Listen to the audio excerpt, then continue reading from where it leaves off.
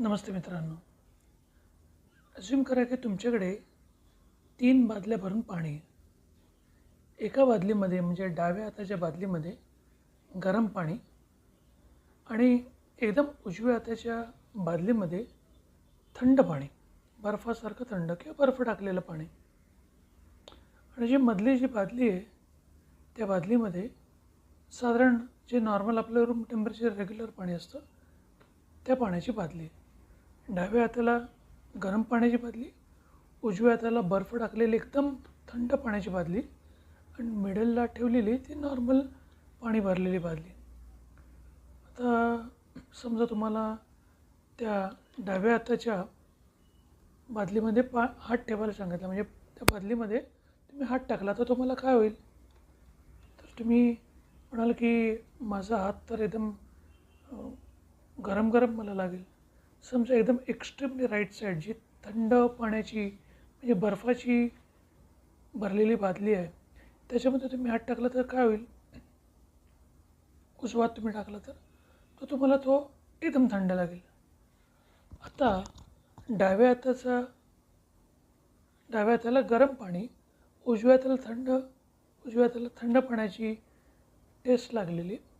आता तुम्ही ते दोन्ही हात काढा आणि तुम्ही त्या मधल्या बादली म्हणजे नॉर्मल टेम्परेचरची बादली आहे त्याच्यामध्ये टाका. काय होईल? तर ज्या डाव्या हाताला गरम पाण्याचा स्पर्श झाला होता ते तुम्हाला थंड लागेल आणि उजव्या हाताला जे एकदम थंड होतं बर्फामध्ये टाकलेला हात तो तुम्हाला एकदम पाणी तुम्हाला गरम जाणवेल साधारणतः.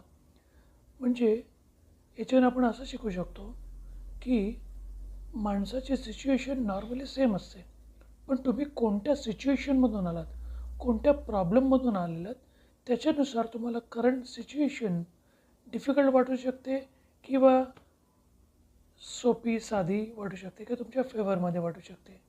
म्हणजे प्रत्येक वेळेला ती तुमची करंट सिच्युएशन टफ असेलच असं नाही आहे, पण तुमच्या भूतकाळातल्या त्या सिच्युएशनमुळे तुम्हाला कदाचित त्रास देखील होऊ शकतो किंवा भूतकाळातल्या त्या कंडिशनमुळे तुम्हाला एकदम आरामदायक देखील वाटू शकतो.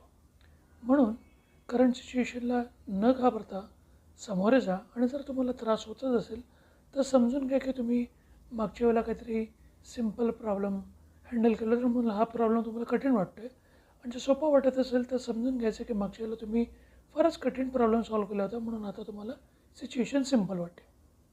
धन्यवाद. ही गोष्ट शिकल्याबद्दल, समजल्याबद्दल. आपला उर्वरित दिन शुभ जाओ. Thanks and bye for now.